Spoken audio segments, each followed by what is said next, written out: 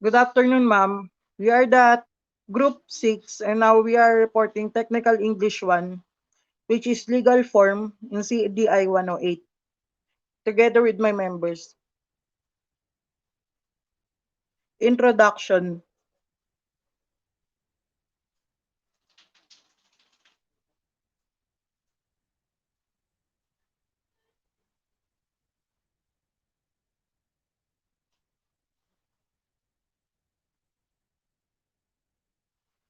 Introduction. Good English grammar is important in technical writing course. It is not only the study of word, forms, and function in a sentence, but it is also of putting words together into sentences and sentence into paragraph, so that one will be able to express the thoughts, ideas, and desires more congently and logically. Yun nga daw po, pag magko-construct ng isang good English grammar, kailangan bumuo muna ng thoughts or ideas para magkaroon ng isang concept at at isang sentence. Sa sentence na yon makakabuo na ng isang paragraph. Tapos kaya natin ginagawa ang isang sentence or paragraph para ma-express ang ating ideas tsaka your and our thoughts.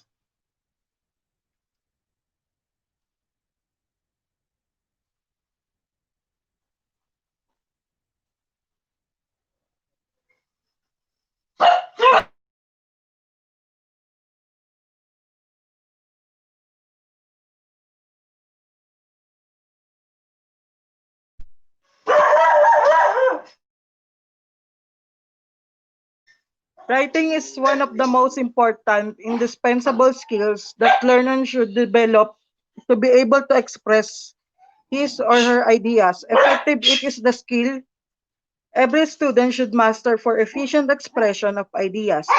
Similarly, this skills is needed in all types of profession and jobs, especially because of the communication is a vital component of any endeavor.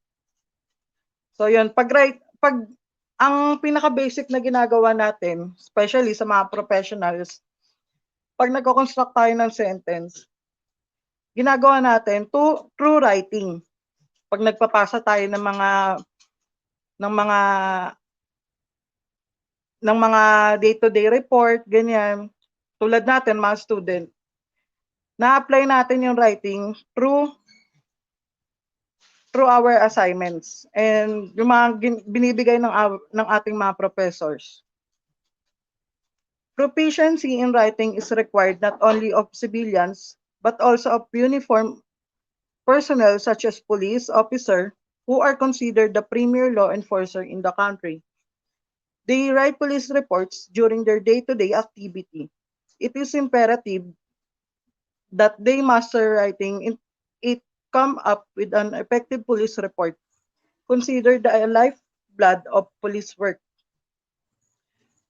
Proficiency in writing ay kailangan sa isang lalo na sa mga uniformed personnel like police, army, other other civilian personnel.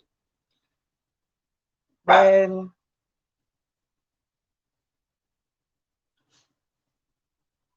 Chapter 1, Fundamental of Report Writing.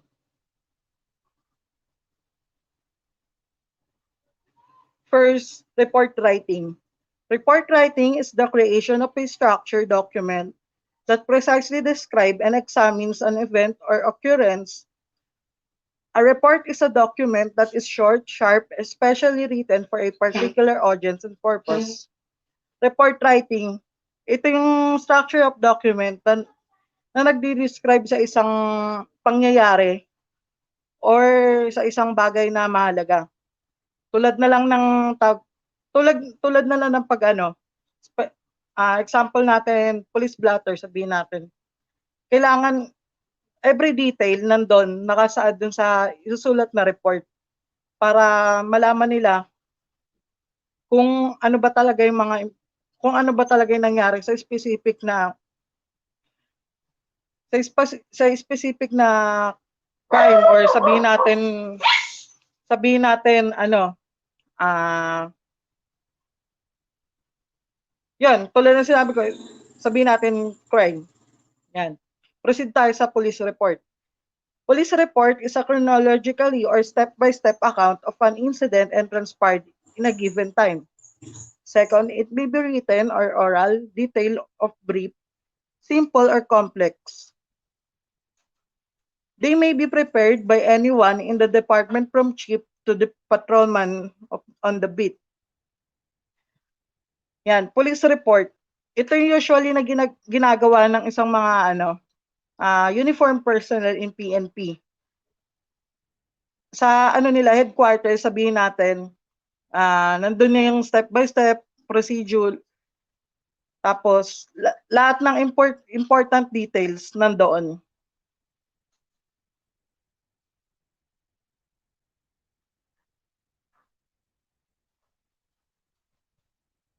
Importance and purpose of police report writing. Just like other written public documents, police report should be written efficiently because it has the following purposes. First, to serve as an official document and permanent record of an incident in the community. Second, serve as record for police administrator in planning, directing, and organizing the unit's duties and functions. Third, to comply statistically information and identity problems in the community. Fourth, the facilitate investigation, prepare and defend causes including prosecution of the criminals. Una, nagsiserve ang police report writing as an official document pagdating sa kunyari may nangyari sa isang lugar, nagagamit natin yung police report writing. Then, pangalawa, in planning, organizing, and directing unit duties and functions. Sa organization ng PNP, merong designated na group which is nagko-construct ng isang unit, then nandun yung planning, tapos pag mamasra ng isang chief kung anong gagawin dun sa niya. Then third, nagko-confile ng information. Sabihin natin pag may criminal, tapos andun yung mga details niya, ano bang height niya, pangalan, taga saan, saan huling nakita. Then fourth, to facilitate investigation. Ginagamit to especially sa court. Nagsiserve to as an evidence para sa mga prosecution na naghihimay dun sa kaso na yun.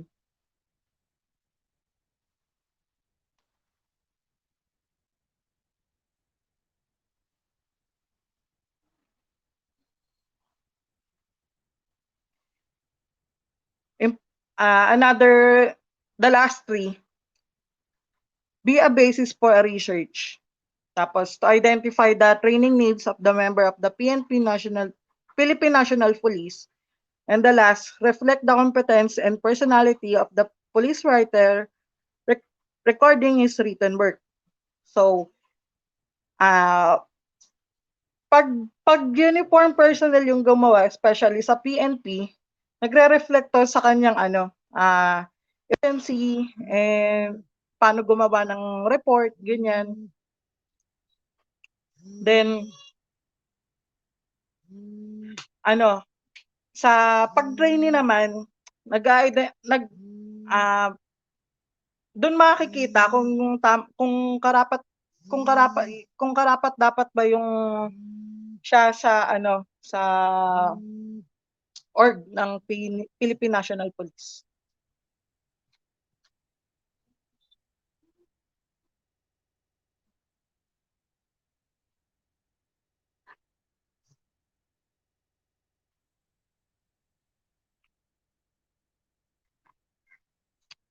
Characteristic of police writing. First, accurate and specific. Pag sinabing accurate and specific, yung pinaka-exact na details, yun lang yun. Walang kadalasan walang error. Tapos walang error at tamang-tama, yun lang. Second, brief and concise.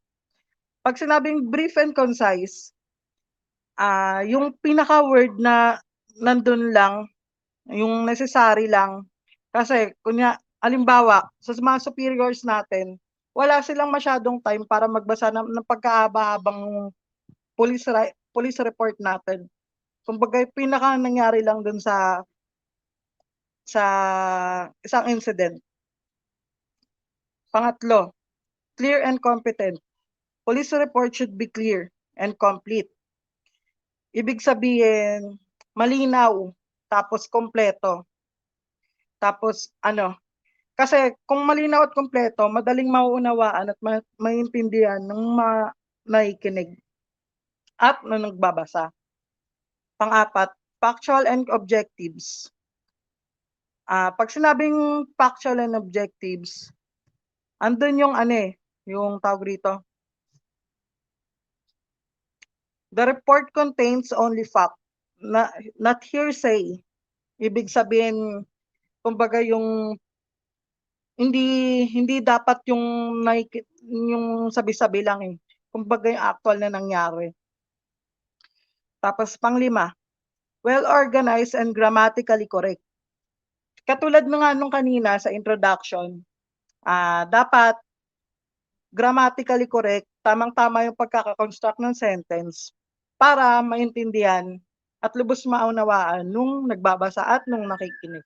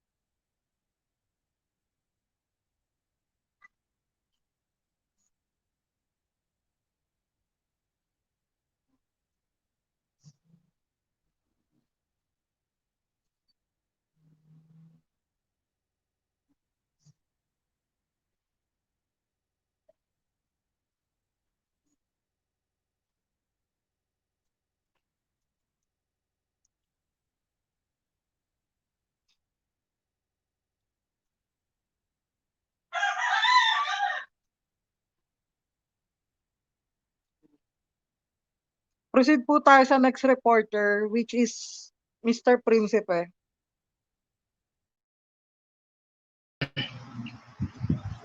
Nawala.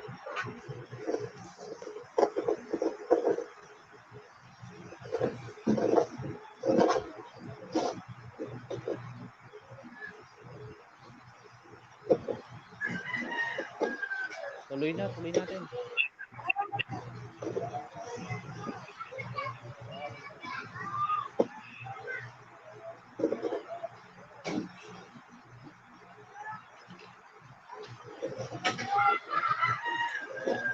Strategies in writing good report. So, just like another activity, writing is a process that requires strategies. Good written output are the products of carefully crafted using writing activities. Yon, sinabi nga dito na ito daw yung kailangan, may mga kailangan na strategy talaga upang magkaroon ng good report writing. The following are suggested strategies that are written must adhere in writing a report. Number 1, check or recheck first whether notes are gathered, facts are already completed and organized. So sabi sa number 1, kailangan daw i-check talaga pag na-gathered na, pag na-kompleto na lahat ng katotohanan, facts na complete na, kailangan i-check daw din pa rin daw. Okay. Number 2, if notes on gathered facts are insufficient, go back to the process of gathering more facts related to the situation. So yun daw, pag kulang naman daw, pag kinulang daw sa gathered, pagkuha ng mga katotohanan dun sa sinabing pangyayari na sa sitwasyon, so pag kinulang daw is kailangan daw bumalik daw ulit sa process na mag-gathered ulit. Kumuha ulit ng panibagong katotohanan.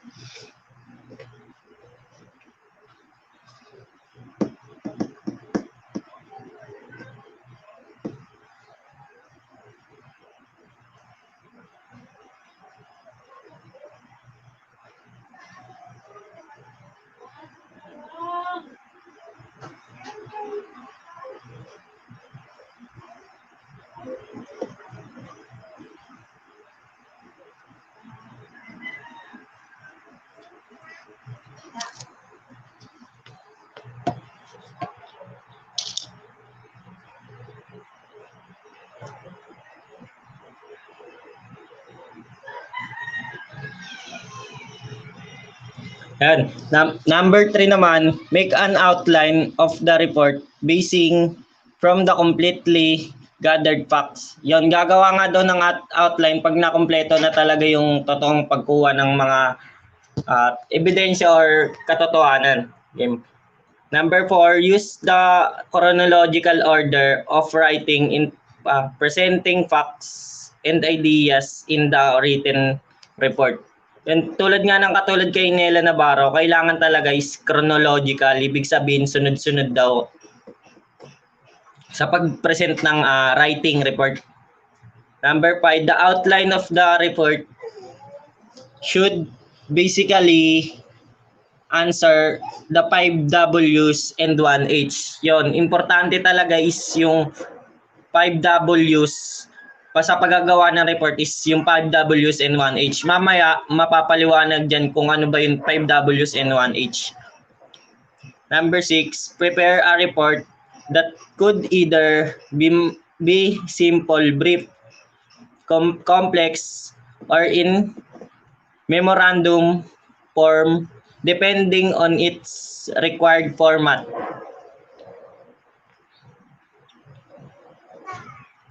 So yun, yung dito lang sa number 6 is brief. Kailangan yung katotohanan, yung totoong nangyari ba. Then memorandum form.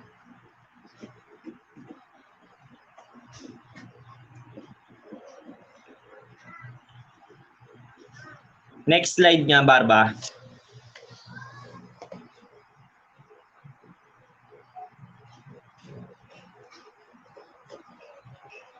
Types of report writing. Writers. Yon, ito yun naman yung tatlong klase ng mga writers.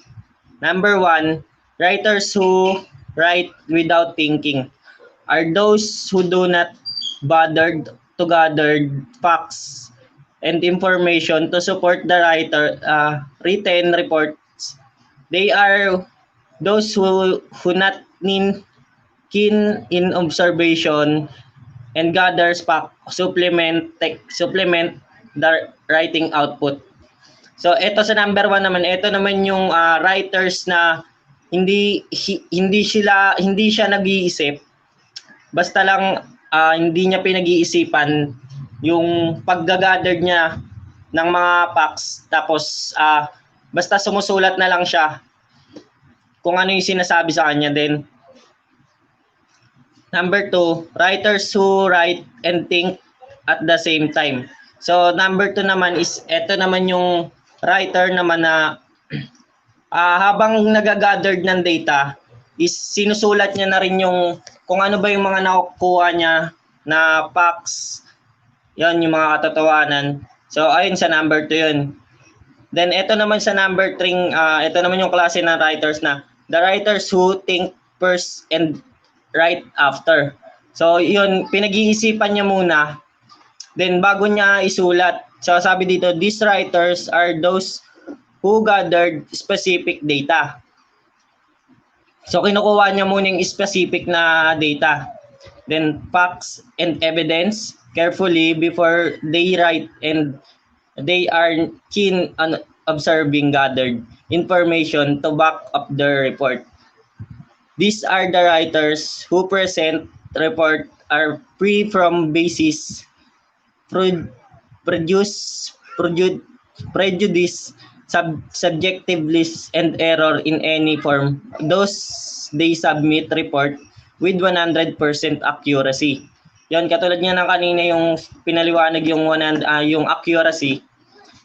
Dito talaga is kailangan habang nag-aano siya, gumagather siya, nangangalap siya ng mga impormasyon, is iniisip niya muna bago niya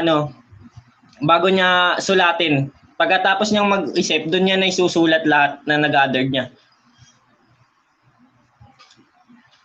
Next slide po.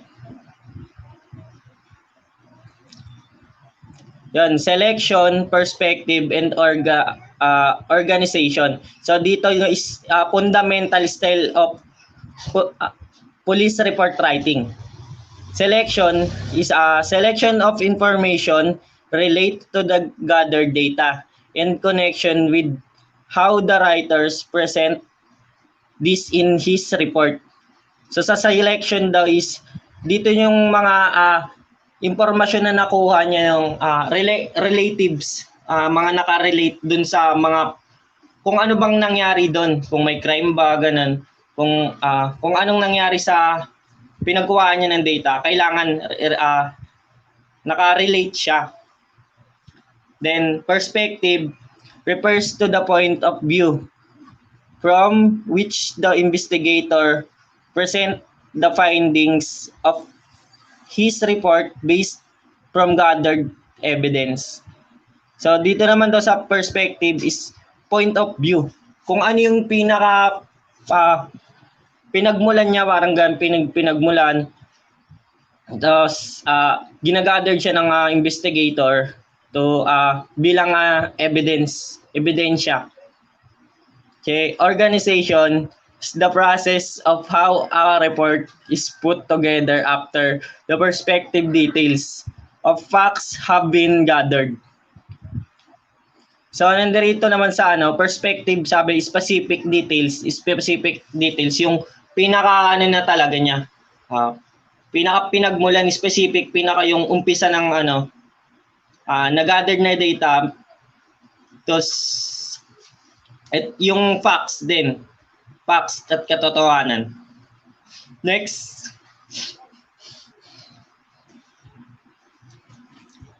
Yan, ito na yung kaninang sinabi na dun sa 5W and 1H. So, in the basic requirements of police report writing. In the police report writing, the who, what, where, when, why, and how. Yon, ayan yung 5W and 1H. Are the most important question that an investigator must take into consideration. This basically covered themselves of the whole process of the police report writings. So yan, number 1 is who. The question answer all about the person involved in that investigation. Who, sino? Sino ba, sino yung gumawa, sino yung may sala? Example, who is the culprit? Who are the victim? Who is aggravated party? Who are the witnesses? Who are the complainant? Who discovered the crime? Who worked on the case? Who responded on the alarm?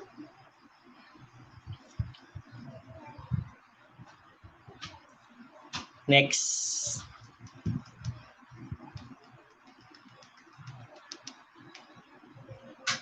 Yan, second is what? This question answer about what offenses are committed. So dito daw naman sa sa what, kung ano bang ginawa niya. Ano bang ginawa ng may sala, ganun. Kung ano nangyari, what kind of evidence, ganun. Ito example ng what. What law was violated? So ano daw yung batas na na-violate niya? So what did the suspect to do victim? What was the motive of the criminal? What are the elements of the crime? What was the response of the victim? So next is where. Where is this question answer about the geographical location of the crime scene. So where is saan? So the property of the evidence that are related to the incident. Ito yung example naman ng mga where. Where was the crime committed? Where did the crime take place? Where was the victim found? Where the suspect now? Where are the evidence of the crime? And many more.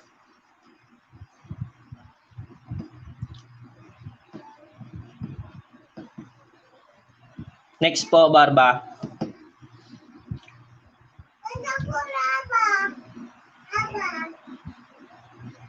Yan, yung next naman is when. When. The question answer about the extract time and when the offense was committed, the properties found and the suspect apprehended. Example ng when is when was the extract time that the crime was committed. When did the crime happen? When the suspect arrested? When did the police arrive? And many more. Next is why. So this question answer about the object of desire which motivate the offense of the crime. So why is bakit? So example ng mga why is why did the suspect committed the crime? Why did the witness report the crime? Why did the suspect attack the victims? Why did that not report the crime? And many more. Then yung last one is yung 1H is yung how. Paki-next, Barba. Yan, yung how. This question answered the general manner on which the crime was committed. So paano? Example, how was the offense or the crime committed? How did the policeman respond? So how was it reported? How much money was stolen? And many more. Yun, ayun yung sinasabi na 5 W's and 1 H.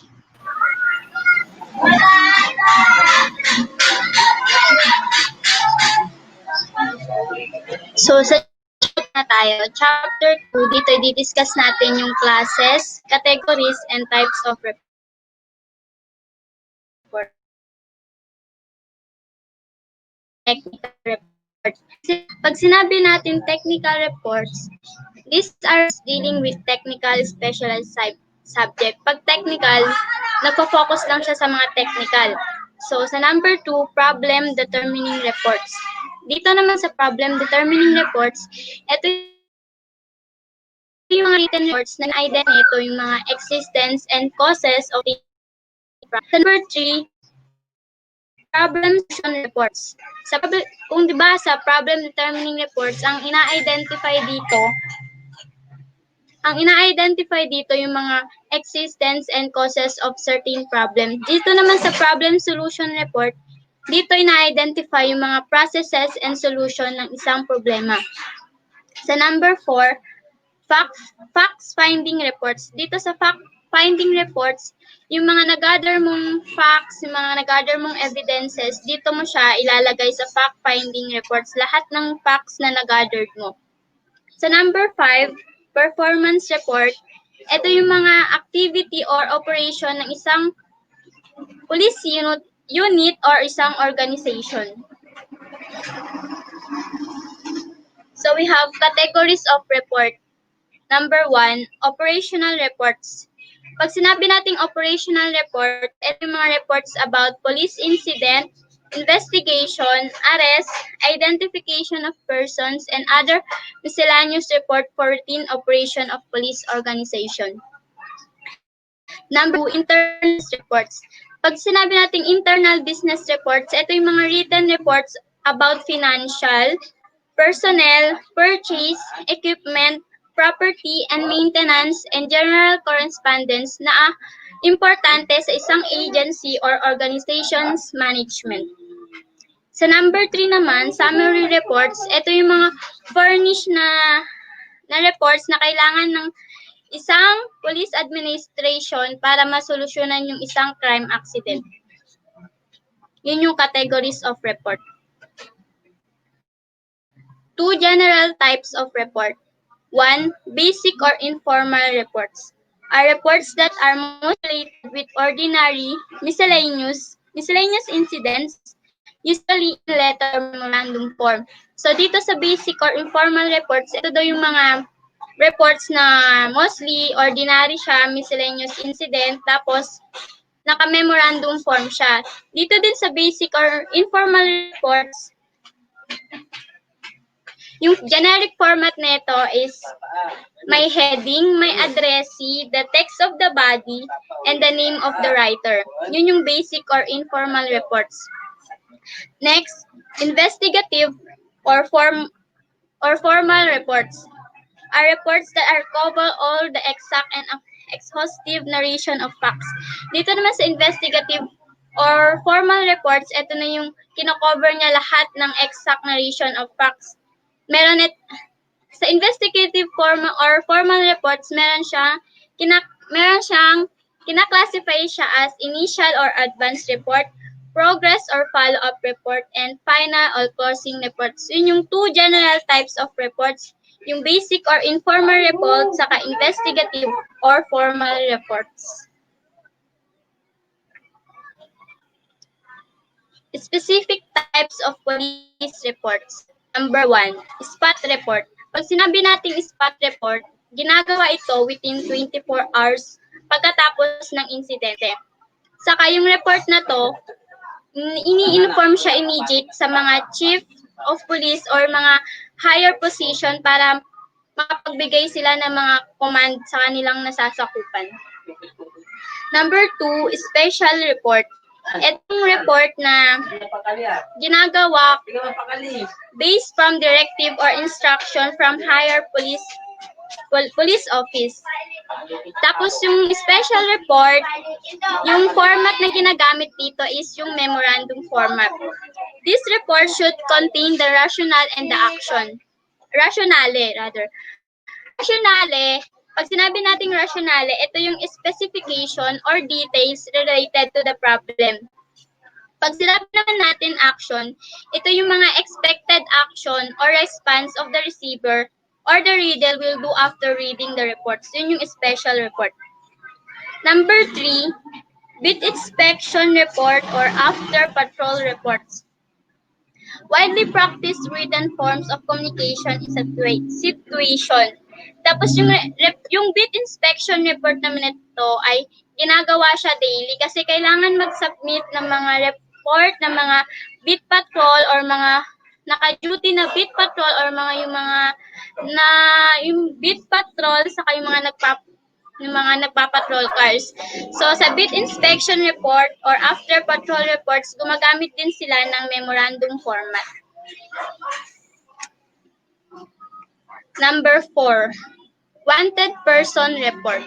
Using the notice on wanted person. This report is about the person are wanted by the police. Information of wanted person are flashed on local and national television as well as posted in conspicuous areas as a notice to the police. So yung wanted person report, gagawa ka lang neto kapag may hinahanap kang tao, yung taong wanted. So pag sa wanted person report naman, dito yung mga information ng wanted na person ay ipa-flash siya through local or national television. Number 5, arrest report. So, dito sa arrest report, ito yung report na nagdo-document sa mga nangyayari kapag nag-a-arrest ka ng suspect. Na including dito yung mga personal information niya, yung jail booking, information about control and release of prisoners and court proceedings. This report is based on information received, ensuring probable cause for warrant or warrantless arrest. Number 6, crime report. Are reports after the conclusion from preliminary investigation that crimes truly happened. This report also includes the important factors like corpus delicti, suspect description, properties taken, evidence collected, property damages, victims' injuries, and suspect modus operandi. So pag sinabi naman natin na crime report, saka lang gagawa ng crime report pag may binigay na conclusion yung gumawa ng preliminary investigation ng crime na nangyari talaga.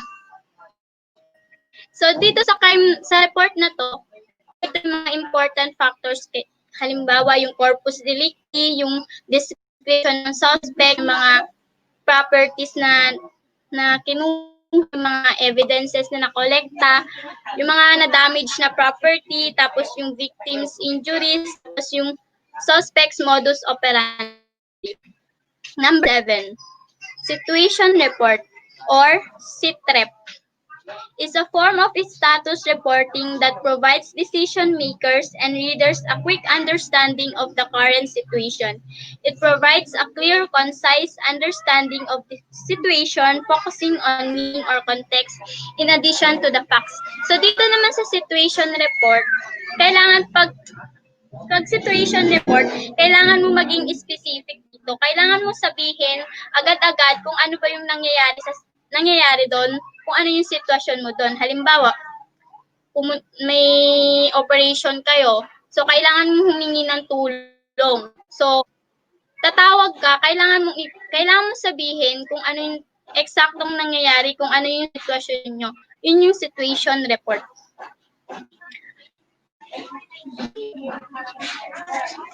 Number 8, miscellaneous report or MI report.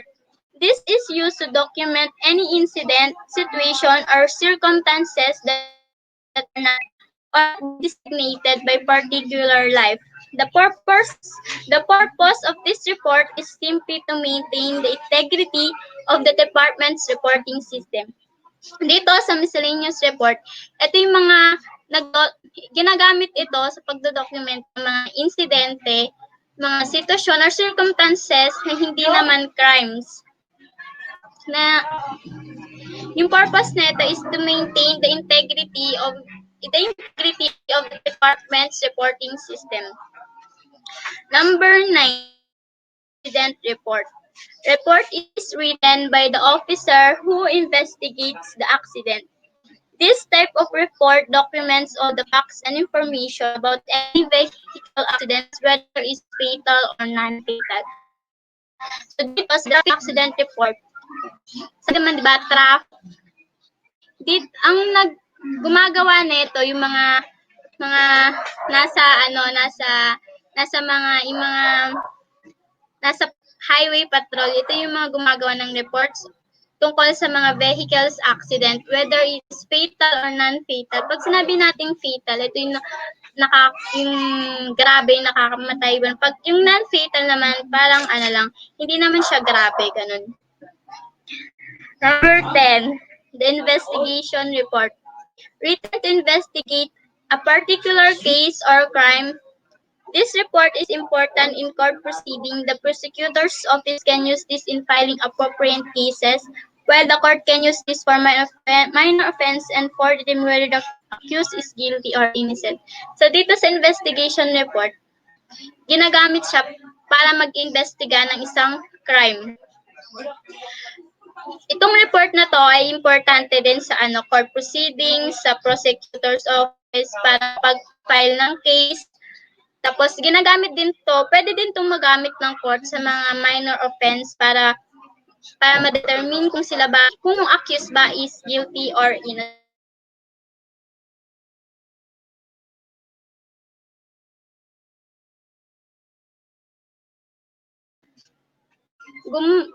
Gumagawa ng investigation report para ma-achieve yung mga objectives nito like records, leads, and prosecution. Yun yung ang tawag dito. Ito yung mga specific types of police reports. So, dito tayo sa classification of investigation report. We have 3 classification of investigation report. 1, initial or advanced report. 2, progress or follow-up report. 3, final or closing report. Dito tayo sa initial or advanced report. At advanced information, a new or fresh case assigned to an investigator. The data in this report is not yet complete, but it is written and immediately submitted after the preliminary investigation of the case. So dito sa initial or advanced report, ito yung new or fresh case assigned sa isang investigator. Tapos yung mga data na nag-gather dito, hindi pa siya complete kasi nga new pa lang or bago pa lang yung case na yon. Saka dito, sinasubmit agad siya pagkatapos ng preliminary investigation. Yun yung initial or advanced report. Pangalawa, progress report. Written narration of facts developed by the investigation in the course of the follow-up investigation. This report on subsequent details which are very vital to the case but have not been incorporated in the initial report submitted within 3 days. Dito sa progress report, di ba yung initial report mo, hindi pa siya complete. So, dun sa progress report, kung may mga nakalap ka pang mga evidence, pwede mo siyang ilagay doon sa progress report. Yung progress report din, na-submit within 3 days pagkatapos ng initial or advanced report. Final report. Complete written narration of facts based from a thorough investigation of the case. This is a result of evaluation, summation, and analysis of all facts and the complete accumulation of section of data. Dito sa report, ito na yung kompleto na meron ka ng nag-gather mo na yung mga ebidensya, na-determine mo na kung sino yung suspect, ito na yung complete narration of facts galing sa investigation. So, ito yung resulta ng evaluation, summation, and analysis of all facts na na-collect mo. Dito din sa final report, dito ka na pwede magsampa ng filing of a case na. Yun yung final report. Yun yung tawag doon, yung classification of investigation report. Meron tayong 3. Initial or advanced report.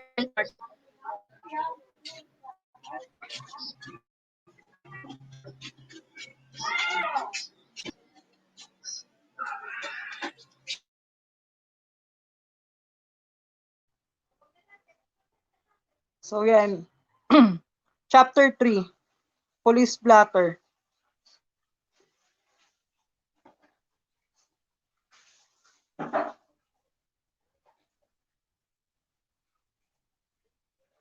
Police Blotter.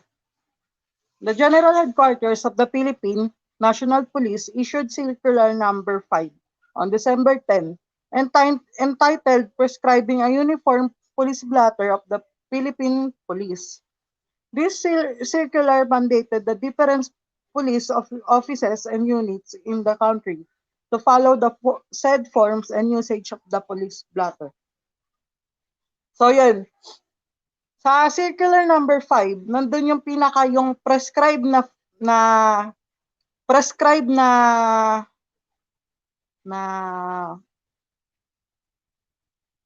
mandated sa different police offices or per unit sa bawat headquarters dito sa ating bansa.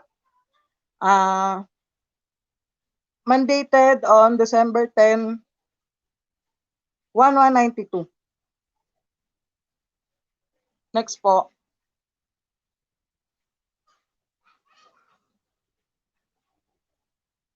So, ano nga ba ang police blotter? The PNP manual defines police blotter as a logbook that contains daily registry of all crimes, incident report, official summary of arrests, and other significant events reported in the police station. So, yun. Police blotter, sinusulat siya sa logbook. Hanggang sa ngayon, ganun din naman. Kaso, yun yung parang tradition nun, sa logbook talaga sinusulat.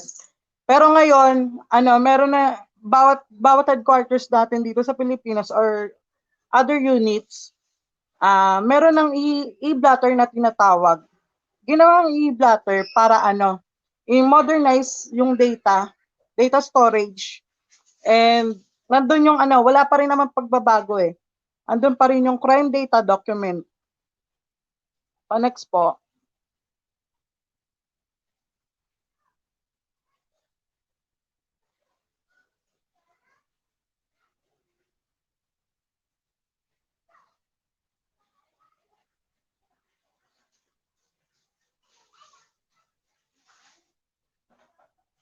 Yan, kadugtong nung sa police blotter.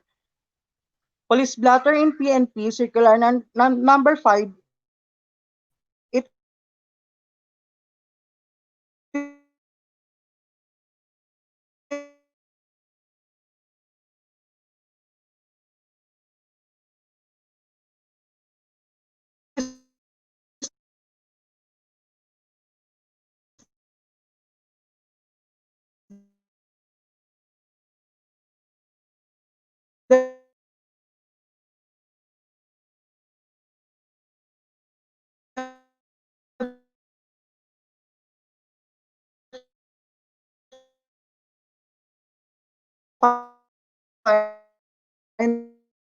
as a daily record of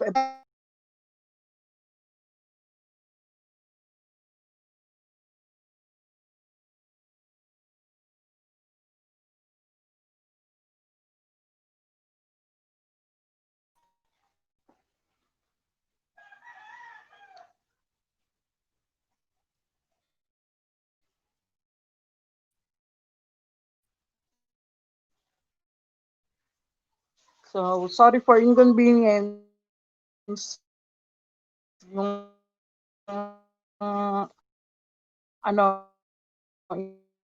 internet connection po. Paliwanag. Our police blotter is measuring 12 inches yung pahaba, then by 16 inches. Tapos yung pinaka-cover niya, yung front, nandun yung name or designation of the district or station, yung pangalan ng isang station or district. Then numbers and series numbers and period cover.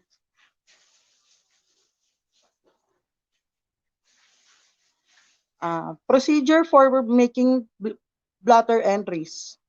First, all entries in police blotter shall be handwritten in a clear, concise, and simple manner, but must be answered as per a practicable the 5 W's and 1 H. Clarity should not be sacrificed for brevity. So, yan. Pag nagsusulat ka ng isang police blotter, dapat handwritten, tsaka malinaw, tapos simple, pero nandun yung nandun yung 5 Ws and 1 H question, which is the what, when, where, how, tapos why. Then second, only fact, not opinions or entered in the blotter. So, sinasabi sa number 2, dapat yung pawang katotohanan lang, not hearsay, hindi rin opinion. Kumbaga yung pinaka-akma or tama dun sa narinig na, ay dun sa nagrereklamo. Third, no erasure shall be made on entries. Correction are made by drawing a horizontal line over such a word or phrase and the actual entry initiated by the police officer making the correction. So, hindi pa pwede yung pag nagsusulat tayo sa isang notebook, yung erasure niya guhit-guhit, kumbaga yung redundant na yung dating. Bali, pag nagkamali ka sa logbook, hindi ikaw yung magbubura kundi yung police officer na nakatalaga. Then fourth, a ball pen with a blue and black ink is used for making entries. So bawal yung violet, bawal yung pink, bawal yung red, bawal yung any color. Kumbaga yung lang, blue or black. Fifth, misinterpretation of the blotter or any attempt to suppress any information is punishable criminally. I-avoid daw yung misinterpretation nung nagrereklamo. Kung halimbawa ako yung police officer, tapos may nagrereklamo, i-avoid natin yung misinterpretation. Kumbaga unawain o kaya pakinggan maigi kung ano yung sinasabi nung nagrereklamo para tama yung isusulat natin sa police blotter.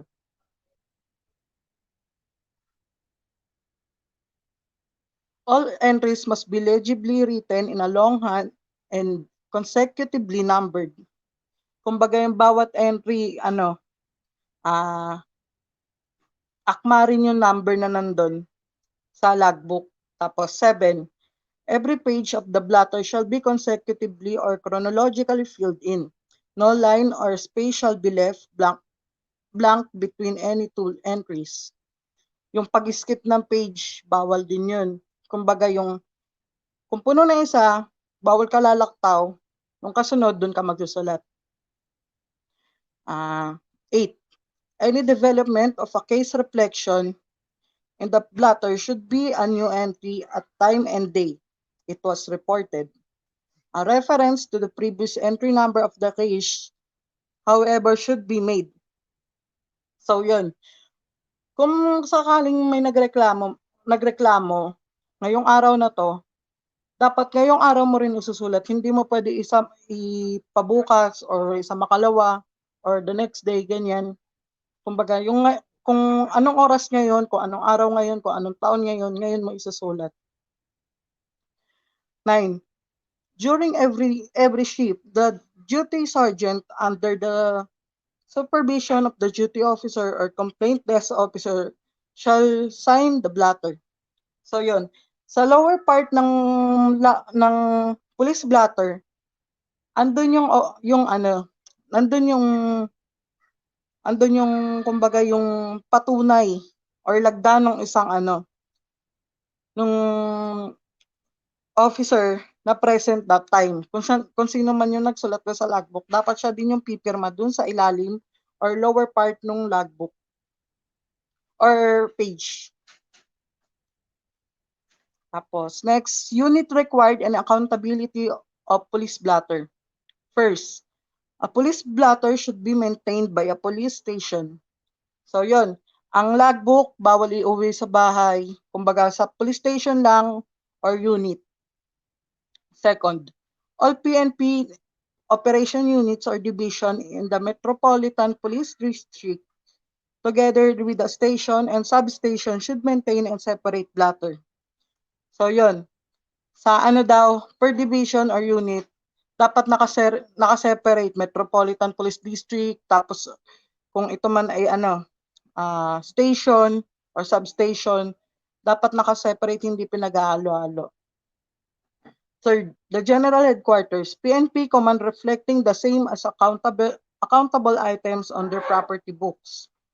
So yun, ang PNP, ang General Headquarters, yung PNP, sila lang yung maangalaga sa isang police blotter, yung yung pinaka logbook nila, sila lang dapat, walang hawak na iba.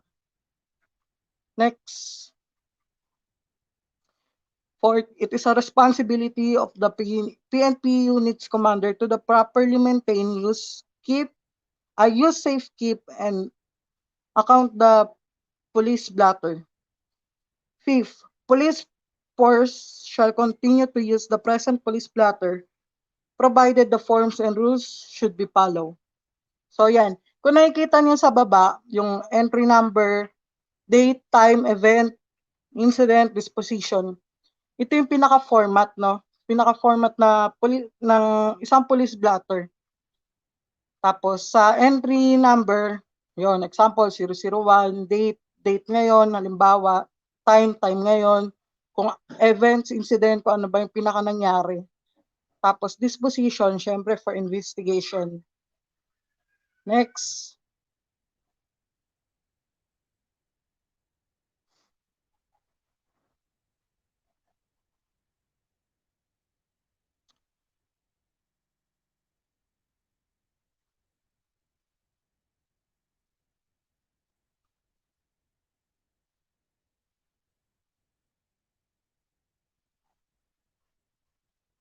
Additional guidelines and procedure.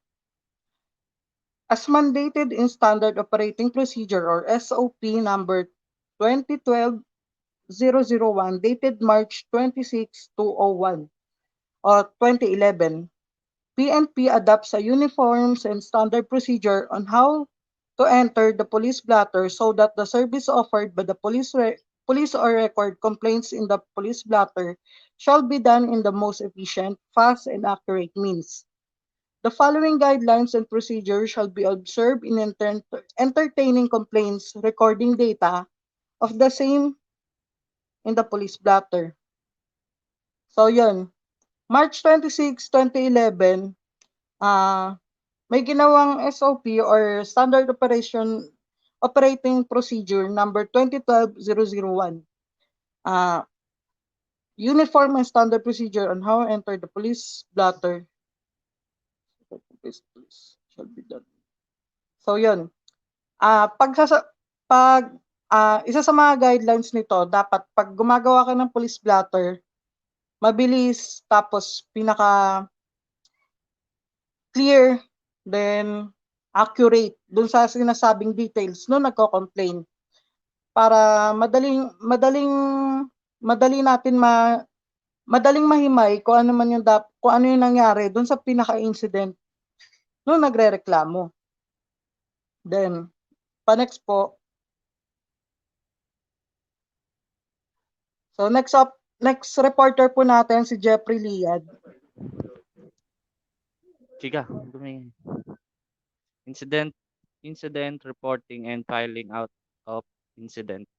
Number 1, the incident record form. Ang pagre-record ng blotter ay hindi dapat siya i-direkta sa police blotter book kundi sa sa IRF o incident record form. Sa oras na ito ay malagdaan ng desk officer at chief of police o kanyang kinatawan. Next is duty of QSL officer. Ang duty officer ng quality service lane o QSL ay dapat na bigyan ng kliyente ng naangkop na pag na paggalang at magalang na tanungin ito ang tao kung ano yung kanyang likas na katangian, kanyang transaction o form ng record ng insidente. Diba? And next is ano nga po?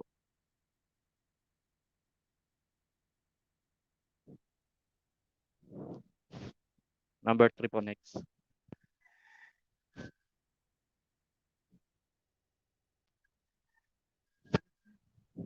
Tagal.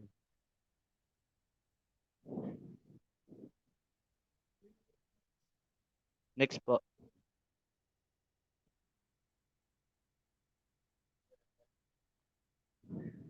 Medyo mahina tayo.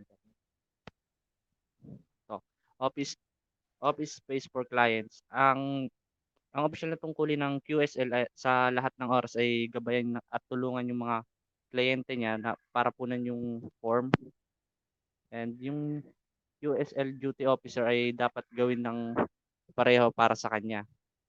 At ang punong pulisya ay ng istasyon ay magbibigay siya ng ng puwang sa himpilan ng police station. Parang bibigyan siya ng space para doon gawin yung IRF niya. And number 4 is confidential reports.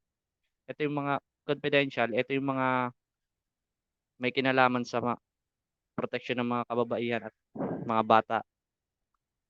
Ang USL duty officer ay dapat magdala ng kliyente sa babaeng duty investigator ng Women and Children Protection Desk o WCPD, kung saan dapat gawin ng pagpupuno ng IRF o pagsusulat sa IRF. Habang IRF ay dapat punan ng nagrereklamo, ang babaeng opisyal ng pulisya o ng WCPD ay maaring tulungan ang nagrereklamo sa paggawa nito. And number 5, next po.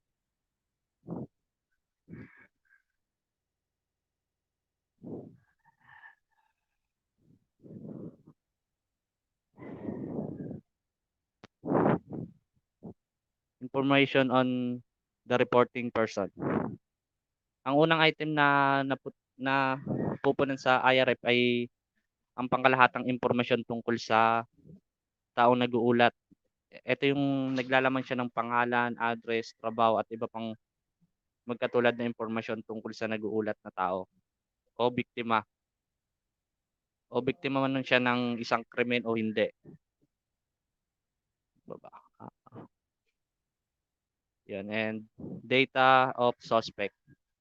At ang dito sa data of suspect, yung susunod na term sa IRF ay ang data ng suspect. Meron itong dalawang kahon na term na ito ay dapat ano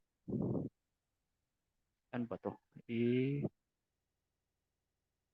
Ito yung dapat may marka ng ano tawag dito? Nagrereklamo o may lagda ng nagrereklamo. And number 6. 7 na pala. Next po. Completeness and correctness of data. So, yung data sa lahat ng mga item sa IRF ay dapat na tiyak at kumpleto hanggat maaari. Ang impormasyong lahat dapat walang kulang, walang sobra, lahat lang mga totoong data ng. And next is number 8, data of the victim. Ito yung sa pangatlong term sa IRF. Ito yung pangkalahatang impormasyon tungkol sa biktima. Ito yung naglalaman ng pangalan, trabaho at mga iba pang impormasyon tungkol sa biktima. And next is number 9, the narrative of the incident. Ito yung sa ito na yung sa ikalawang pahina ng blatter form. Ito yung nakalagay yung mga katotohanan ng mga insidente o yung mga facts na dapat isalaysay ng nagrereklamo. Ito yung naglalaman ng mga salaysay kung ano yung nangyari. Tsaka ito yung yung pagsagot ng yung 5W, yung sino, kailan, saan, tsaka kung bakit.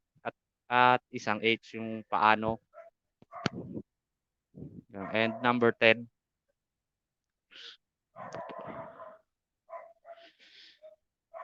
importance of signature.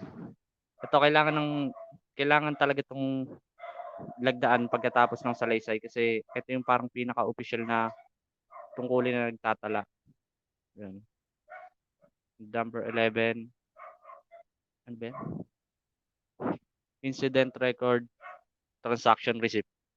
So, yung pagkatapos mo ng lagdaan lahat ng form, ito yung may para kang isang resibo ng transaction o record ng insidente. Yung parang pinakaputol mula sa ibabang dulo ng IRF. Number 12, next nga po.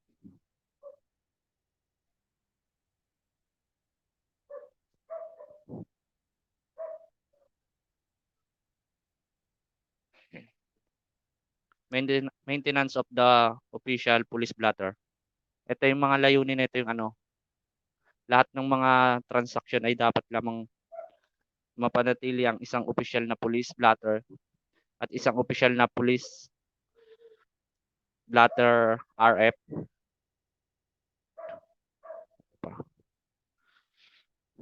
Yun, and ano ba to? Number 13, turnover to police investigator. Pagkat ito yung tungkulin ng official ng police na namamahala sa police blotter na ihain ng reklamo sa tamang investigador o nahahawak sa kaso. And ito dapat makapanayam ng investigador yung nagrereklamo kung anong uri ng reklamo yung kanyang isasampa. Number 14, next nga po. Supporting documents. Ito, sa supporting documents, kailangan suriin yung mga kinakailangan dokumento bilang suporta sa reklamo ng isang kliyente. And yun, and ano pa? 15, accuracy of report. So, siguraduhin na ang lahat ng impormasyon na nakalap ay totoo at eksakto na dokumento nito. Eksakto yung mga dokumentado talaga. Number 16. Ano yan? Amendment of the report.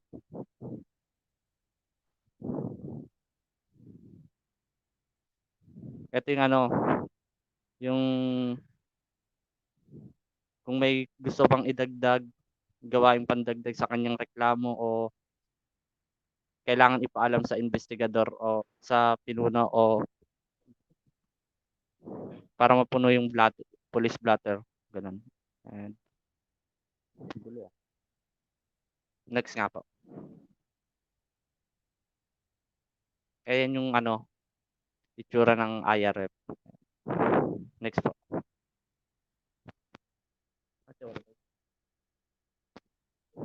Muwi. Next nga po.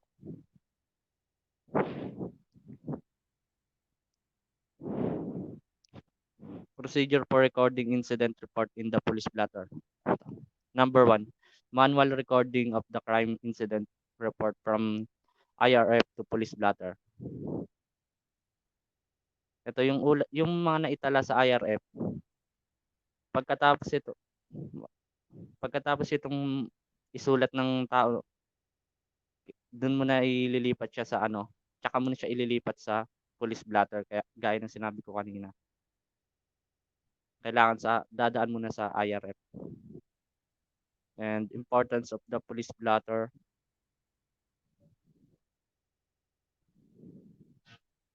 Ito yung importante ito kasi ito yung nagsisilbing permanenteng tala ng mga insidente, kaganapan o problema at kung ano-ano pa na kung anong laman ng mga reklamo sa police blotter. Number 3, next nga po. Basic guidelines.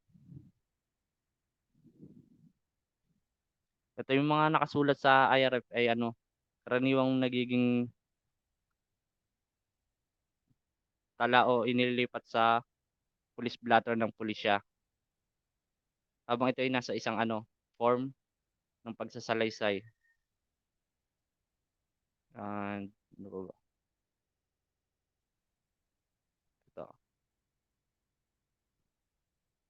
The following question should be answered as a guide to writing the report. Who was involved? Ayan. Letter A, who was involved. Sinusulat yung pangalan kung sino yung involved sa kung sino yung sangkot sa bik- mga biktima ng isang insidente.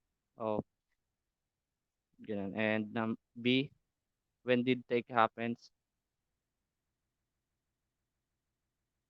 Ito kailangan ilagay mo yung oras, kung saan, yung petsa. Yan. C, where did it take place?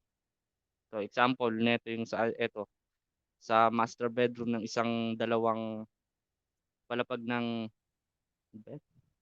brick house sa 1231 Juan Luna Street, Villa San Jose Subdivision, Barangay San Roque, Nabua Camarines Sur. Ayun yung example niyan. Yung D, what happened? Ito, kung ano yung mga nangyari. Yan, itatala mo rin.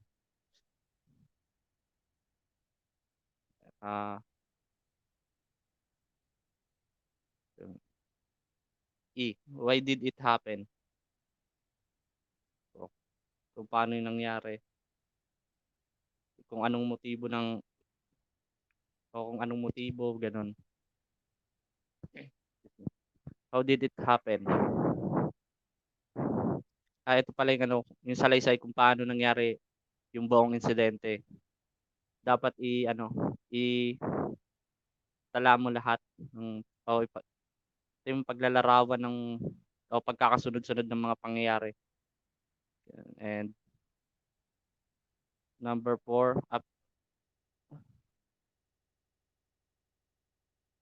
next nga po.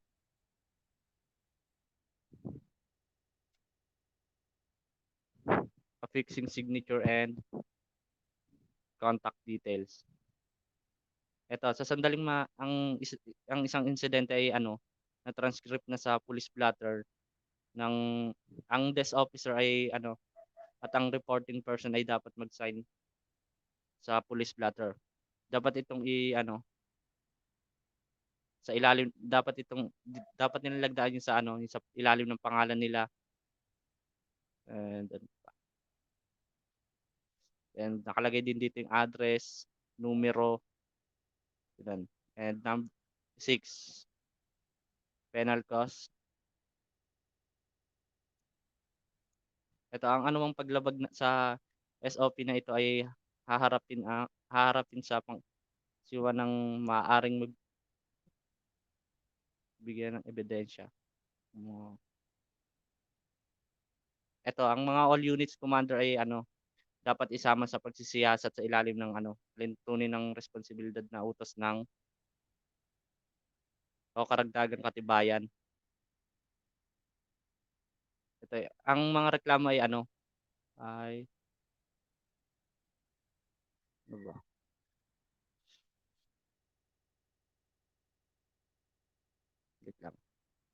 So yung mga kailangan yung mga all units commander dapat talaga siya isama sa pag nagsisiyasat ng yun lang.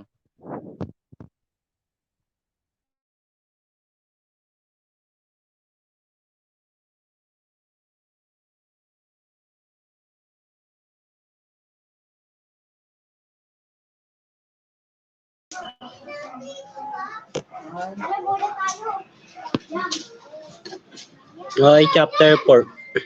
Administrative issuances. Next po. Administrative issuances are orders or directives written by a person in authority to his subordinates. These provide objectives, program, and police prescribing methods and procedures that in turn affect the organization. Some of the most common issuances are memorandum circular, office order, special order, and the standard operating procedure. Each of these is discussed below. Itong administrative issuances, ito yung official na dokumento na minsan yung kadalasan na yung kadalasan na naglalabas na ito yung sa departamento o karamihan yung mga police, ang nilalaman naman ang nasa paloob ng administrative issuance ay ito yung rules, regulations, and yung mga procedures. Next, memorandum. The nation headquarters of the Philippines National Police issued letter directive No. 950926 dated October 27, 1999 on the format and use memorandum and police radio message. The purpose of this directive is to prescribe the basic guidelines and standard regarding the preparation of written communication, particularly memorandum and letters. This also prescribe the format of the PNP, written by the communication consistent with current standard.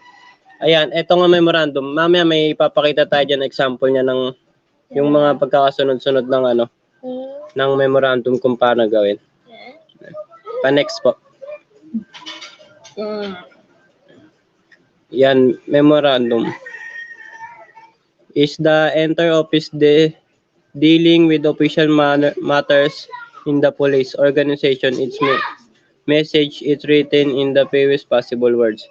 And a memorandum is for application requiring compliance or dissemination of information for the offices and members of the organization. Yan nga yun. Tapos may example tayo dito yung memorandum circular. Pa-next po. Ay, wala po. Ito na lang. Itong meron tayo, memorandum circular. Doon nakasulat yung mga importanteng bagay na nangyari na kailangan isulat ng formal way. Ganyan. Kasi kailangan kapag gagawa ng ng memorandum circular, maikli lang. Pero andun yung nito, yung punto. Kasi ito nga yung part of memorandum. Headings. This contains the date, subject, true channel, and addressee. Yan, may basahin ko lang isa-isa. May papakita mamaya ng mga picture ng kung paano. As letterhead. Every police unit or offices has its own letterhead where it's usually printed in the first page. Addressee. The words and memorandum is used if sent to a superior office or if sent to subordinates. Attention line. This is mainly for faster dissemination. The memorandum may be addressed to a specific individual or head of unit or by use of specific symbol. Last subject. This is written two spaces below the sender and two spaces to the right colon. It should contain no more than 10 words. Okay, next.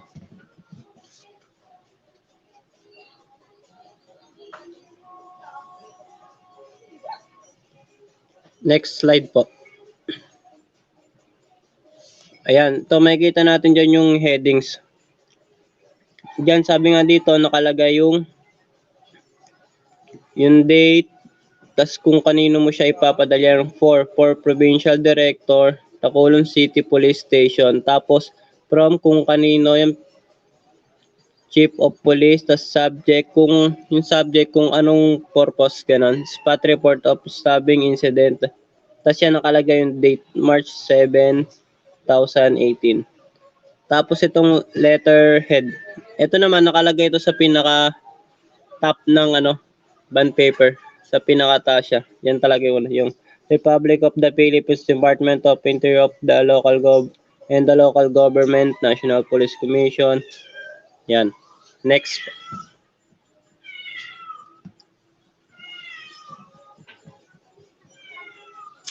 Yan, ito naman yung addressee. Yung for Provincial Director Police. Yan, gagamitin mo siyang for pag ibibigay mo tong memorandum sa Provincial Director, yung parang yung mataas na, basta yung mas ahead sa'yo, yung pinaka sa mga chief, director, ganyan for dapat yung gagamitin mo. Pag to all chief's office, yung mga Yung kunyari mga karanggo mo lang ganon. Yung 2 lang yung iano mo. 2. Tapos yung attention line, memorandum to ito nga attention line bago ang space na iano mo siya double space. Tas subject. Ayan, ito nga yung subject nakalagay kung spot report of stabbing incident. Ayan. Next.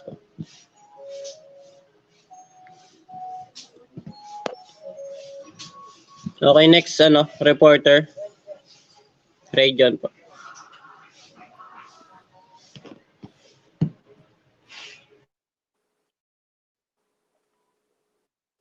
So yun, good afternoon. Continuation lang ng report namin is date. This is placed below the subject indicating when the memorandum is written. Yung sabi nga dito, also the date is very important under the subject indicating when the memorandum is written. Ang ilalagay dito is kung kailan mo ginawa yung letter o yung mismong police report. Then, next body is, this is the message of the memorandum. It is double space, when the message is less than 9 lines. So, sabi dyan, double spaces yung gagamitin. As you can see, may papakita dyan mamaya na picture. From number 1 to 2, 1 to 2 spaces. Then, bago tayo gumawa ng second paragraph, syempre, or second line, gagamitin lang natin yung line na yun kung yung line natin is less than 9 lines. Tulad ng nasa sample picture mamaya na ipapakita. Then 3, pag sinabi natin, ayun, 3, complementary ending. This is the originator's name found 5 space below the last paragraph of the body of the message. Yun, ano nga ba yung complementary ending? Ito yung yung pag sinabi natin complementary ending, ito yung pangalan ng nag-create ng letter or originator's name. So makikita siya 5 spaces of the paragraph below the letter. Yan. Next po. So ayan yung sa date. Sige po, next po.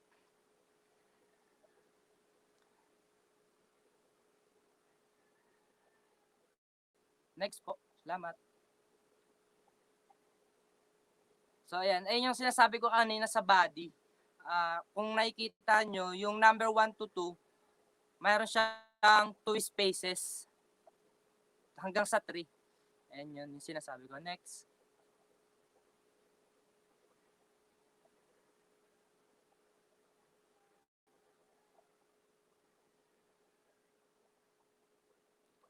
Ayun yung sa complementary ending.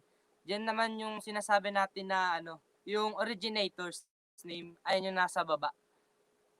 Yan. Next po. Ayan. Number 2, memorandum circulars. Also termed as MC in the government offices, memorandum circulars have subjects that explain or classify the rules and regulation. Yun nga, for subordinate. Yan. Also, circulars, generally, these are issues coming from the Department of Interior and Local Government or DILG to the PNP. These are administrative instructions that are directive, advisory, and informative.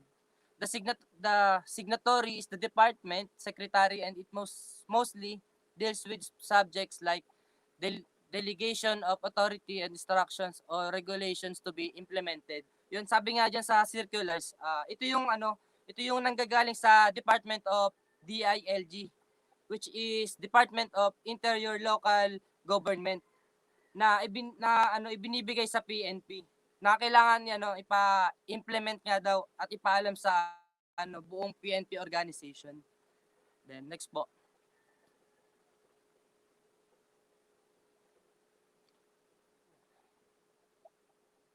Yan. Number 5, office orders. These are administrative instructions that are regulatory and mandatory. These orders is mainly for the regulation of administrative matters in the national headquarters, regional, provincial, and district offices. These orders usually deals with subject like personal conduct requiring compliance. Also, we have special orders. These are directives signed by the chief director staff or the appointment, transfer, promotion, reduction, relief from duty, separation, and leave of absence of personnel.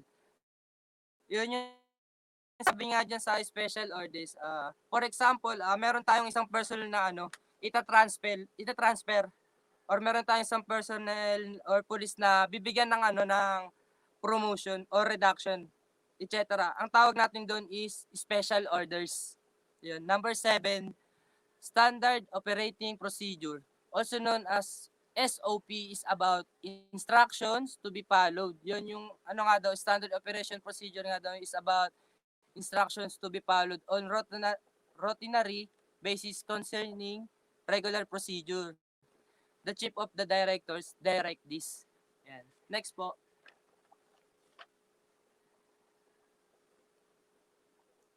Okay na po. Next po. Salamat. So ito yung picture na yan, as you can see, ito yung gagamitin nating proper format. Yan yung sinabi ni Ma'am sa atin na kapag gumawa tayo ng letter, first is letterhead. Pag sinabi nating letterhead is naka-include po dito yung yung address or unit ng kapulisan kung ano mang organization ang gumawa ng ng letter. Then yun, next po.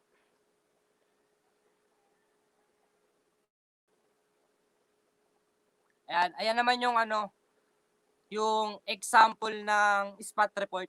Ayun. Makikita natin diyan yung National Police Commission. Ayan, kung nababasa nyo medyo maliit. Ito po yung tinatawag nating letterhead. Then from that 5 spaces, kung mapapansin nyo, from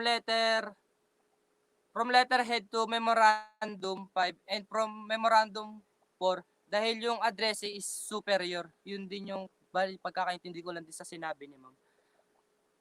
And kung nakikita niyo yung reference yan sa number 1, basahin niyo na lang kung ano. It means, ito yung araw o petsa kung kailan ginawa yung police blatter. Pero may times na yung ibang spot report, walang reference na hindi siya kasi nga may times na hindi siya nagmula sa sa reference yung spot report na ginagawa.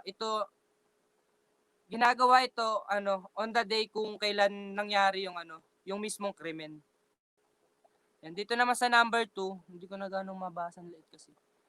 Dito naman sa number 2, nakapaloob dito yung time, date, place, at yung some of the information of the facts na sinasabi in the case. Yun, pwede na din ilagay dito yung yung name of the victim at yung complete identification din ng mismong suspect.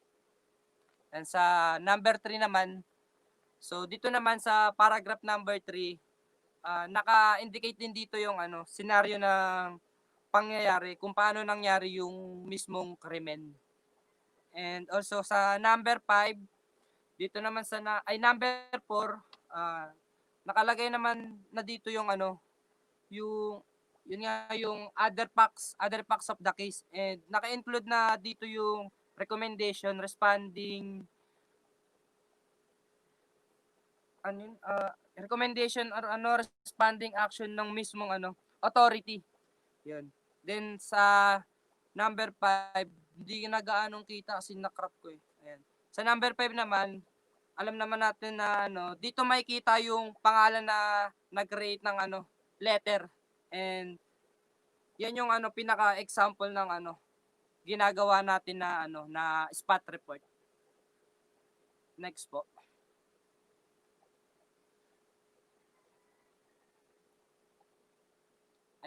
Ayun, okay na. Okay na, mate. Salamat. Thank you, ma'am. Okay na yan. Naulit lang yung picture.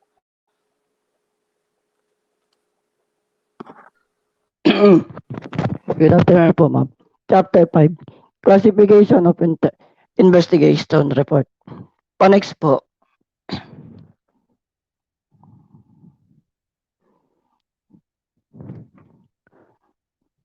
The initial advance report. Initial advance report. Ito po yung pangunahin o pag-create ng report, advance report of fresh fresh case. Isinasabit agad dito kung kailan nangyari yung krimen. Progress of follow-up report. Ito po yung mga ito po yung mga yung mga facts na ginawa ng yung pwedeng i-attach lahat ng mga nangyari sa initial report. Dito ina-attach yung mga naunang krimen. At final report, dito naman po yung lahat ng report na kailangan na wala nang dagdag o bawas. Kailangan may crime na siya na may krimen na siya na talagang nangyari na. Next po. Initial or advance report. This is an advanced information or new or fresh case assigned up to the investigation. Ito nga daw, ito po yung pangunahing report. Paragraph number 1 is introduction of paragraph of the initial.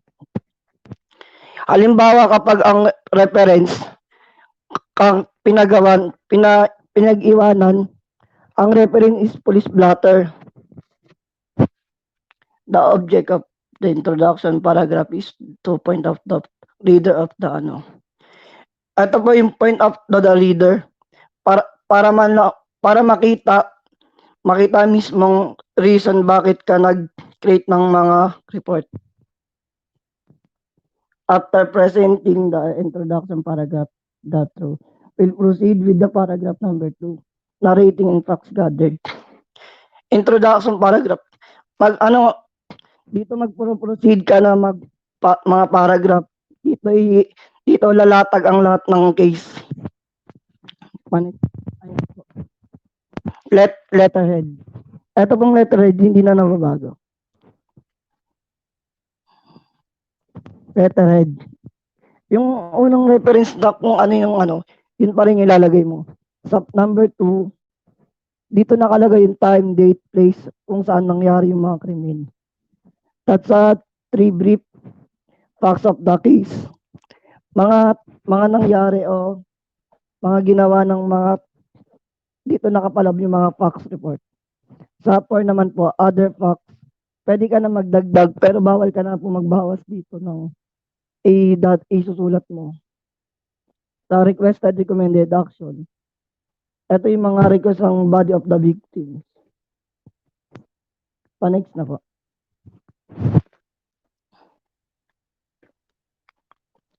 Progress report, follow-up report. This is a narrative of this developed in investigation in the course of the following investigation. Etong progress report niya, katulad po ng sinabi ni Barba kanina. Ito po yung mga report na na-attach yung ginawang report. Point of remember in writing the progress report. In the progress report, the statement of the object of the report change. Spot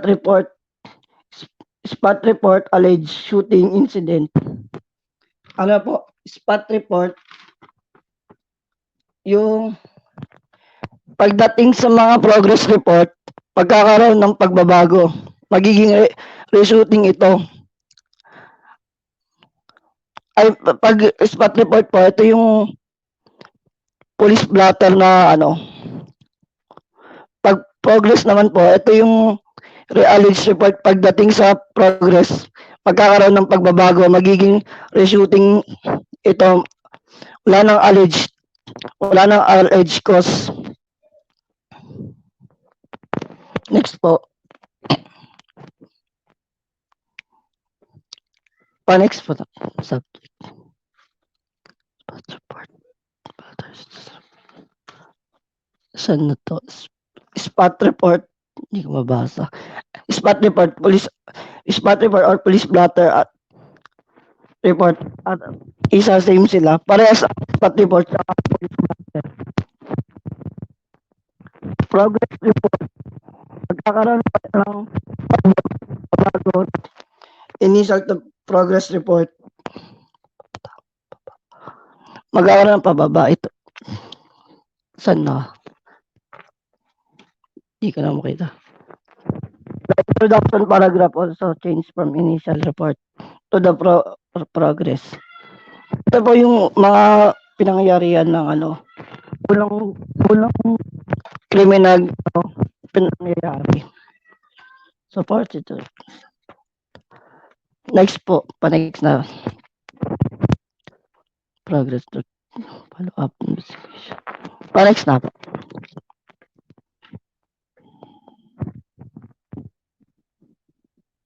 Saan na yun? Final report. Final report, ito na po yung mga kanina katulad na sinasabi. Sa progress reports, na-attach po yung mga facts na sinusulat dun.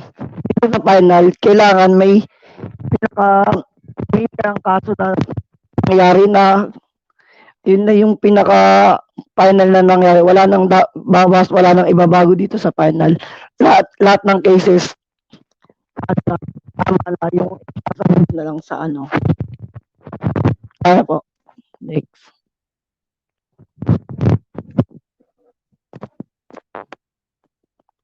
Next. Makita.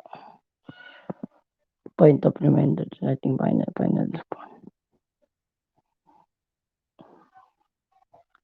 Stebes na.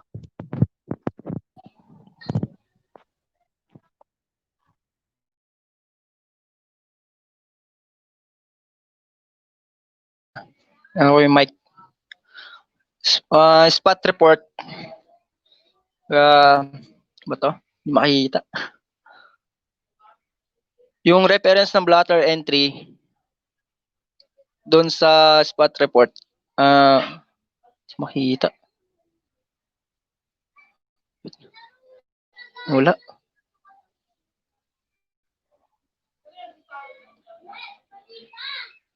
Ayun. Yung reference doon sa isang blotter report. Yan yung date ng starting doon sa ginagawang report ng initial. Tapos isa dito naman sa progress report. Pagdating sa progress report, meron siyang resulta. Yung ganun. Isang resulta ng ano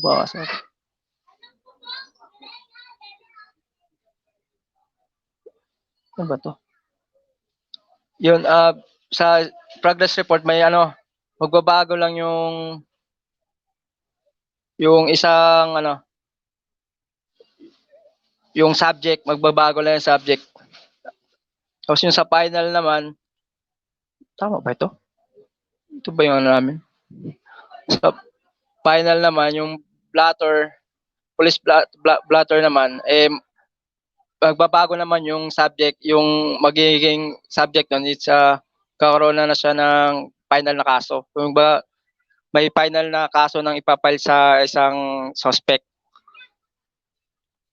Tapos dito naman sa ano to? Wait lang makita. Sa final reports naman, lahat ng facts of circumstances ng kaso. Dapat yung subject dito ay isang yung shooting incident na dapat nahatulan na siya ng like a murder. Tapos na brief of the case naman, kung ano yung story ng spot and progress report ay di rin yung magbabago. Tapos sa progress and final, dapat di magbago yung resulta ng autopsy report nila. Baga kung ano yung nandun sa progress report na autopsy, dun sa example dun sa ginawang autopsy ng caliber o yung baril na ginamit, kailangan hindi magbabago siya dito sa final. Tapos pagdating naman dito sa summary of action, kung ano yung resulta kung ano na yung resulta, kung nahuli na ba yung suspect or under investigation na siya or ano na siya o tinatawag na ililipat na ba siya, ganun. Tapos dito naman sa disposition and findings, dito naman kung ano yung hatol na ibinaba ng korte sa isang suspect kung ano na siya, under pagdinig na ba siya sa isang korte or ano na siya, ililipat na siya ng custody. Yun lang po. Salamat. Next po.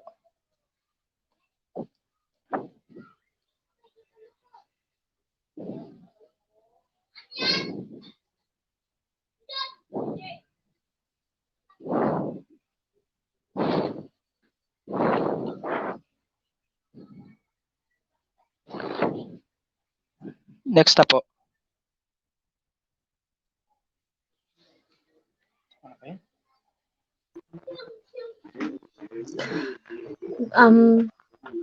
Magandang araw po, ma'am. Chapter 6. Legal forms. Next. Legal forms are prototypes of any documents used in a legal transaction or judicial proceedings. These contain important matters, conveyed in technical terminologies, and presented in a suitable and systematic order in accordance with the circumstance of any case. This could be in the form of acknowledgement and during affidavits, sales of realty, sales of personal property, mortgage, power of attorney, special contracts and agreement, gratuitous contracts and disposition, partnership and corporation. Ang legal forms daw ay ano ginagamit daw ito any documents na ginagamit para masabing ang transaction ay legal. For example, ginagamit siya para sa pag ano ng sales of realty or yung pag pag nagbenta ka ng ari-arian mo, kailangan ng ng document na nagbenta ka ng ari-arian mo, kailangan ng document na nagpapatunay na binenta mo nga yun, tas nagpapatunay din na kung sino yung binentahan mo, meron din siyang document na ipapakita na binenta mo nga sa kanya yung ganong ari-arian mo. Next.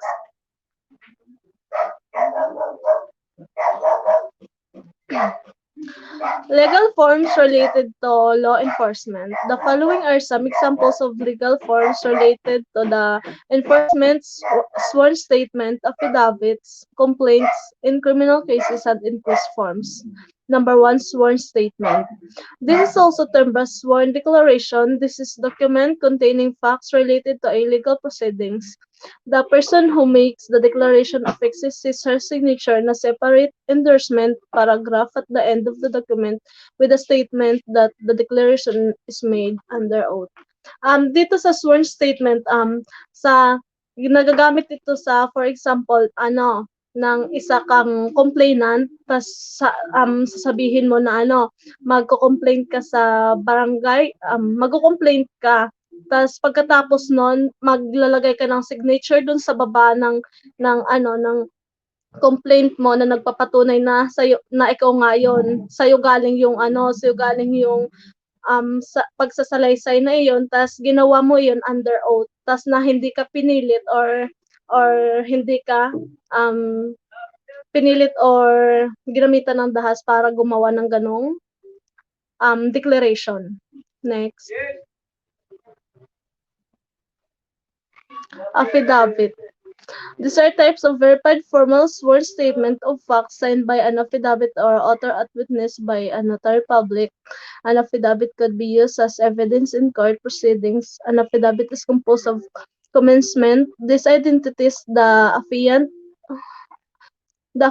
individual averments. These are separate claims that are numbered as mandated by law. Statement of truth. This is statement verifying that what is stated is true. Sa affidavit naman, bali parang dito parang ginagawa ito sa sa notary public. For example, kailangan mo ng power of attorney, yung document mo ipupunta mong notary, tas ipa ipa not, notary mo yon na nagsasabing para magsabing sa'yo galing yung document na yon. Next.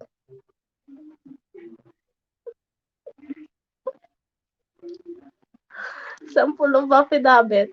Affidavit of complaint. Section 3 of Rule 1110 define complaint as a sworn written statement charging a person with offense by the offended party. And if peace officer or other public law officer charged with the enforcement of the law violated, a complaint may be filed either before the prosecutor's office, court, and in certain cases, filing of a complaint is necessary. To conduct preliminary investigation, affidavit complaint contain name of accused. Bale, ito na yung affidavit of complaint yung magrereklamo ka na for example ikaw yung naging biktima ka ng isang krimen tas gusto mong mahuli yung gumawa sa ng crime na yon. Pupunta kang barangay tas mag-file ka ng affidavit of complaint kung kilala mo man yung gumawa sa ng krimen, sasabihin mo doon. Tas kung hindi naman i-describe mo kung ano yung characteristic ng taong yon para magawa nila ng paraan at mahuli nila yung kriminal. Tas ng permahan mo din ito para masabing sa'yo galing yung nasabing complaint at hindi gawa-gawa lang. Next.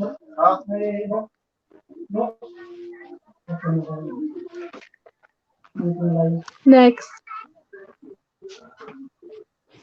Next, affidavit of desistance.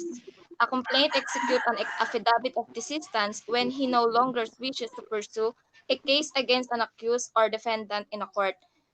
The complainant stated that she or he did really intend to institute the case and no longer interested in testifying or prosecuting.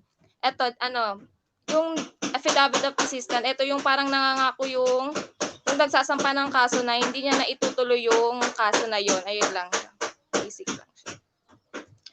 Next is affidavit of arrest. It's a statement given under oath and penalty under the perjury the state about facts and circumstances about the arrest, the information which lead to the arrest, and the observation made before and after the arrest. This filed out by the arresting officer. Dito naman, affidavit of arrest, usually ginagawa siya nung mga arresting officer kung ano yun na yung mga nangyari sa kaso or mga yung yung mga nangyari sa kaso yung statement siya na which is na dapat naka-file doon lahat ng mga nangyari sa isang kaso. Next.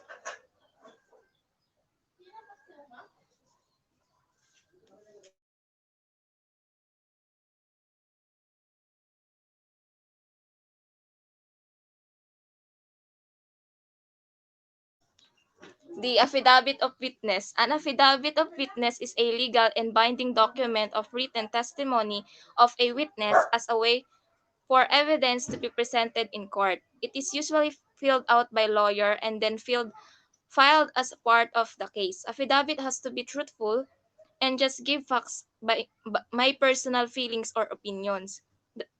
Yun nga yung witness is dito yung affidavit of witness, dito yung nga yung yung testimony ng isang witness, kumbaga dapat yung yung nakapaloob doon is walang halong kasinungalingan or hindi maapektuhan yung sarili mong opinion. The full name of the person making the statement has to be included, as does the name one of affirms the statement and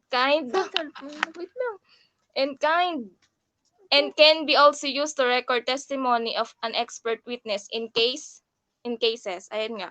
So witness, yung affidavit of witness, it means yung witness lang yung gagawa siya ng ayun nga kung ano yung mga nalalaman niya tungkol sa isang kaso.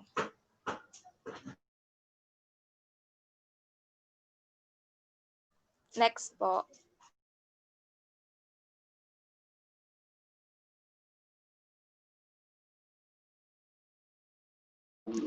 Inquest form. The Department of Justice issued Department Circular number 61 on the new rules of inquest. Inquest is an informal and summary investigation conducted by a public prosecutor in criminal case involving person arrested and detained without the benefit of the warrant of arrest issued by the court for the purpose of determining whether or not the said person shall remain under custody and correspondingly be charged in court. The inquest proceeding shall be considered commenced upon receipt of the inquest officer from law enforcement authorities of the complaint, referral documents which should include the affidavit of arrest, the investigation report, the statement of the complainant and witnesses, and Um, sa inquest form naman, ginagawa summary ginagawa ito as a informal summary investigation na kinonduct ng public prosecutor sa isang criminal case na nag-involve ng taong naaresto na without the benefit of warrant or arrest or siya yung bale parang caught on the act, yung gano'n um tas ano parang nahuli siya tas dadalhin siya sa isang aanuhin siya sa isang investigation para malaman kung ma-remain siya under custody and correspondingly be charged in court. Next. Next po.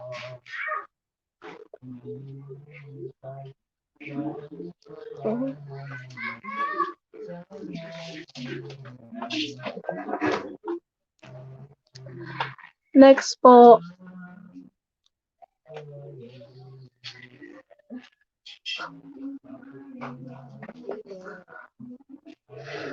Complainants in criminal cases.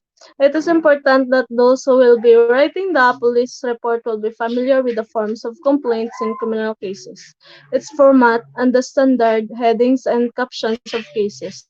The familiarization of all these will help him in his reports and any court proceedings. These standard headings and captions are used in the Supreme Court, Court of Appeals, and municipal courts. The sample forms of complaints includes are violation of municipal ordinance, forcible abduction, arson, damage to property through reckless imprudence, homicide, and murder. Next.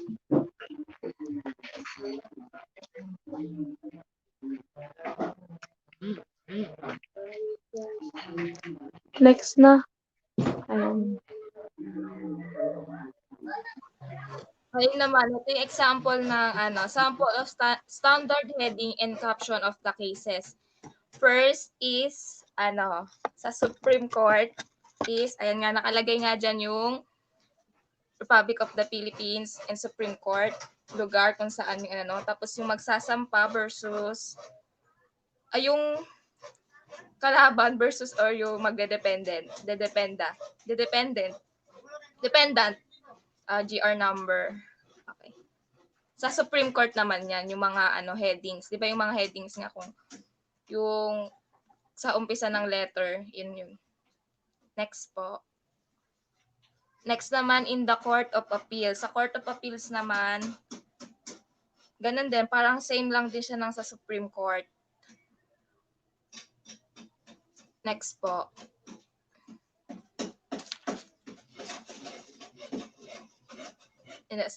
In the Municipal Court, ayun nga, Republic of the Philippines, in the Municipal Court of kung saan yung lugar na province of, yan, tapos in the matter of the adoption and custody of the minor, Mary Spilka Daniels. Yun nga, yung parang ayun nga yung kaso.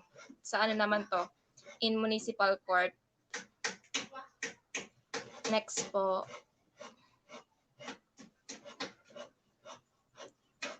Second, sample of forms of complaint in criminal cases, violation of municipal ordinance.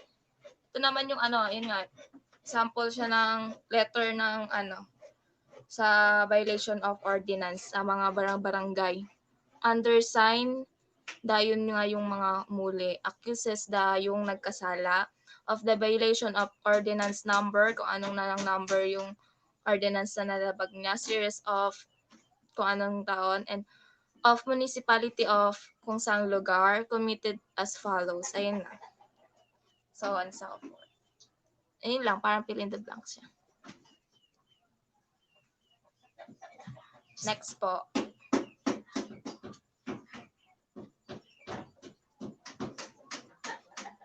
Sa case naman ng forcible abduction, the undersigned, ayun nga yung may umawak ng kaso, accuses yung taong nagkasala of the crime of forcible abduction, defined and punished under Article 342 of the Revised Penal Code, committed as follows.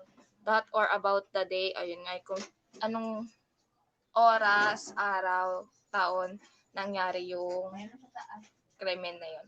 Municipality of saan nangyari, and within the jurisdiction of Honorable Court, and said accused that with lewd design did then and there willfully and feloniously abducted one, yun nga yung person na victim, a minor of years, while she was about to go to school by forcing her to ride on a motorcycle against her will, contrary to in. Ito naman yung mga saan to, yung magsasampa nung crime. Offended party. Next po.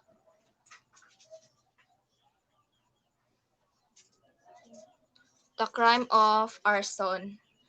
Information. The undersigned, yun nga yung mga may hawak nung kaso, accuses yung akusahan of the crime of arson, defined and penalized under Article 321 of the Revised Penal Code, committed by as follows, that on the day, nga lugar, araw, taon, at kailan nangyari yung arson. And in the night time in the municipality of nga lugar, province of, within the jurisdiction of this honorable court, the said accused that he were willfully and feloniously set on fire the house of one, ngayong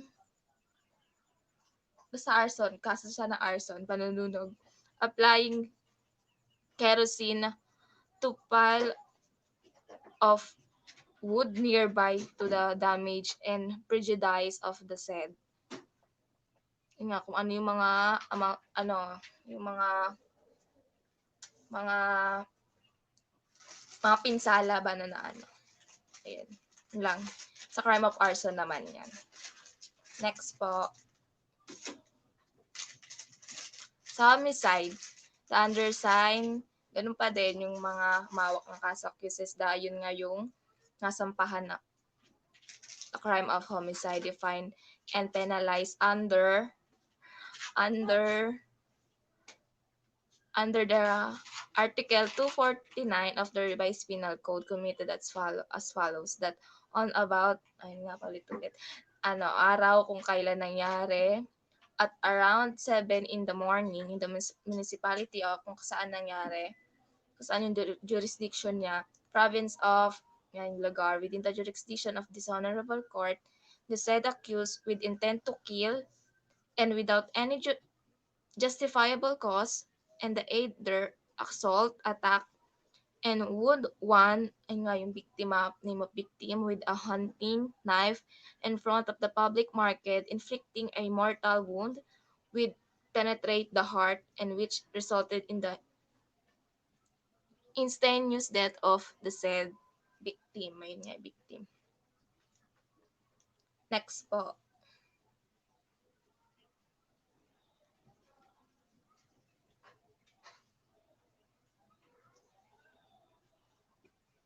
Ito naman with the crime of murder. The undersigned accuses of the crime of murder defined impossible under the article of 248 of the Revised Penal Code, committed as follows.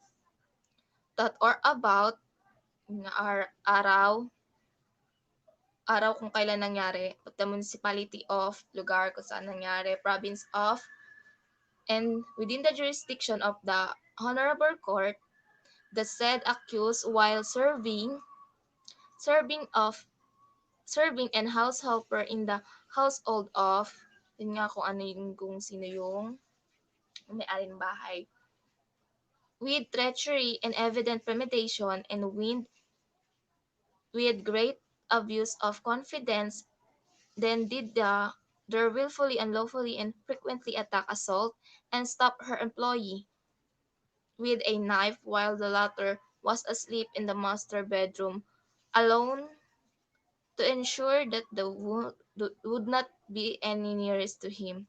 Self-inflicted, a fan said, fatal wound in the chest and head with direct death of said victim. Ay naman, in the crime of murder naman yan. Next po.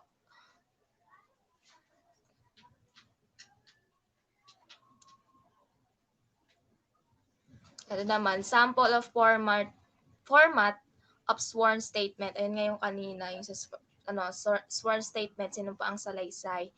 At narrative naman siya, which is Tagalog. Ayun nga, Republika ng Pilipinas, kung saang lugar, lungsod ng Pilipinas, sumpang salaysay. Ako si pangalan nung magsasalaysay, Pilipino, ilang taong gulang, walang asawa, maasawa, naninirahan sa address, matapos na makapanumpa ang naayon na sa ligang batas ng Pilipinas ay nasasaad ng mga sumusunod na noong ay na ilalahad niya na kung ano yung mga nangyari. Noong ano to? Oras, kailan, oras, taon, kailan. Noong isang nangangalang, ayun nga pangalang agency na ganyan, ayun lang. Tagalog naman siya, so ayun lang yung mga ano niya. Next po. Ayun na po yung report ng Group 6 of subject of CDI 108. Thank you po.